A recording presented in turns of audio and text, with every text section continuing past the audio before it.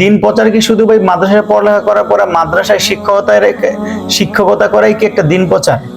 এই জন্য অন্য অন্য শ্রেণীর মানুষরা আমাদের ওলামা কেরামদেরকে দেখতে পারেন না। আসসালামু আলাইকুম ওয়া রাহমাতুল্লাহি ওয়া বারাকাতুহু। আজকের ভিডিওটি মাদ্রাসার ছাত্র ভাইদের উদ্দেশ্যে, যারা দাওরা অথবা ইফতার শেষ করার পর চিন্তা করতেছেন আপনি কি করবেন। যারা এই চিন্তাগুলো করতেছেন তাদেরকে ছোট্ট একটা বাস্তব গল্প বলি।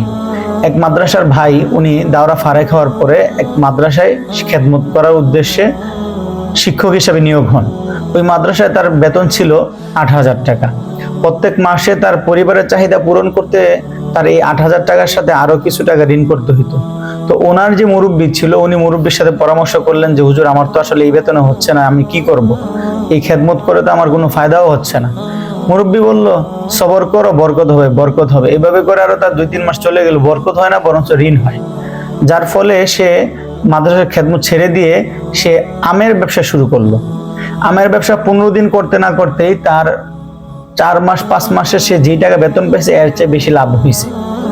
তো ওই মুরব্বীর কাছে গিয়ে বললেন, হুজুর, আমি তো আসলে মাদ্রাসার খেদমতের চেয়ে এখন দেখতেছি যে আমি আমের ব্যবসা করায় আমি অনেক লাভবান হইলাম, যে আমি ৫ মাসের খেদমতের যে টাকা পাইতাম সেটা আমি ১৫ দিনে পেয়ে গেছি।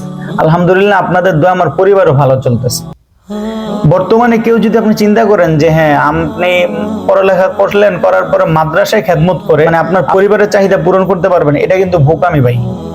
যারা আপনারা চিন্তা করেন যে হ্যাঁ, পড়ালেখা শেষ করার পরে বিদেশ চলে যাব অথবা মাদ্রাসায় খেদমত করব, হ্যাঁ দিন শিখছি, দিন প্রচার করব, ভাই হ্যাঁ ভাই, আপনি যদি ইমামতি করেন এটা কি দিনের প্রচার না? আপনি যদি ব্যবসা করেন এটা কি দিনের প্রচার না? হালাল ভাবে ব্যবসা করলে এটা কি দিনের প্রচার না? দিন প্রচার কি শুধু ভাই মাদ্রাসায় পড়ালেখা করার পরে মাদ্রাসায় শিক্ষকতা করাই কি একটা দিন প্রচার? এই জন্য অন্য অন্য শ্রেণীর মানুষরা আমাদের ওলামা কেরামদেরকে দেখতে পারেন না, কারণ আমরা শুধু মাদ্রাসা কেন্দ্রিক থাকার চিন্তা করি। আর কিছু ওলামা কেরাম এমনও আছেন, মাদ্রাসা শিক্ষক এমনও আছেন, যারা চিন্তা করেন যে মাদ্রাসার ছাত্র যদি খেদমত মানে পড়ালেখা শেষ করার পর মাদ্রাসায় খেদমত না করে তার এলেমটা কবুল হয়নি, এটা আমাদের একটা চিন্তা ভাবনা। অথচ একটা মানুষ জীবনযাপন করতে গেলে তার যে টাকার প্রয়োজন আছে, এটা কিছু ওলামা কেরামের ধ্যান ধারণার মধ্যে নেই।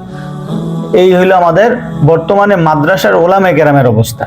এই জন্য আমি আমার ব্যক্তিগতভাবে একটা মতামত, দেখেন ভাই, আপনার যে পরিবার, আপনার পরিবারের যে সদস্য, প্রত্যেকেরই কিন্তু একটা ইচ্ছা থাকে।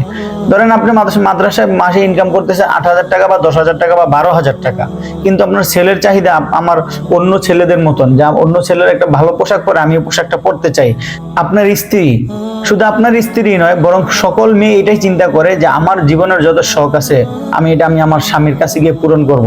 কিন্তু আপনার স্ত্রী যখন এসে দেখবে আমার স্বামীর নুন আনতে পান্তা ফুরায়, তখন কিন্তু আপনার স্ত্রী মন চাইলেও মুখ খুলে বলতে পারবে না। এই হলো আমাদের নারীদের অবস্থা। এইটা কেন হয়? এটা হয় আমাদের ওলামা কেরামের অভাবের কারণে, স্বভাবের কারণে। এই জন্য আমার ব্যক্তিগত মতামত হইল যে আপনারা ভাই যে যেভাবেই পারেন ছোটখাটো করে নিজে উদ্যোক্তা হন, ছোটখাটো করে নিজে ব্যবসা দেন। ব্যবসা করে এটা খারাপ কোনো বিষয় না, ছোটখাটো ব্যবসা করেন, যে ব্যবসার মাধ্যমে আপনার প্রত্যেক মাসে পরিবারের চাহিদা পূরণ করতে পারবেন। শুধু মাদ্রাসায় খেদমত করবেন, মাদ্রাসার ডিউটি তো ২৪ ঘন্টা ডিউটি করার পরে অন্য ওস্তাদদেরকে আপনার পিছনে লাগাই দেওয়া হবে, আপনার নামে সমালোচনা হবে, মুহতামিম সাহেব উনি আপনাকে চাকরের মতন খাটাবেন, আপনাকে যা তা যখন তখন কথা শোনাবেন। এগুলা শোনার পরে মাস শেষ হইলে সব বেতনটা সময় মতন পাবেন না। ৮ তারিখ না ১০ তারিখ, ১০ তারিখ না ১৫ তারিখ, এভাবে করতে করতে ১ মাস ২ মাস ৩ মাস বেতন বাকি। তো এইগুলা করে কি পরিবার চলে? এইগুলা করে কি জীবন চলে? বা আমাদের মাদ্রাসার ওলামা কেরামের মানে যেই মানসিক টর্চার তারা মাদ্রাসা ওস্তাদদেরকে করে থাকেন, এগুলা কি আসলে ঠিক? কয়টা মাদ্রাসা পাবেন যে মাদ্রাসার মধ্যে দলাদলি নাই, একজন আরেকজনের পিছনে লেগে থাকেন, এমন কয়টা মাদ্রাসা আছে?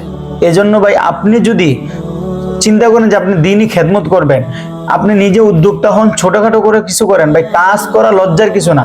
কিছু করার পরে গিয়ে আপনার যখন দেখবেন যে আপনার সময় আছে, তখন আপনি ফ্রিতে কোনো মাদ্রাসায় ১টা ২টা ক্লাস করেন। আশা করি কথাগুলো আপনাদের কাজে লাগতে পারে। আসসালামু আলাইকুম ওয়া রাহমাতুল্লাহি ওয়া বারাকাতুহু।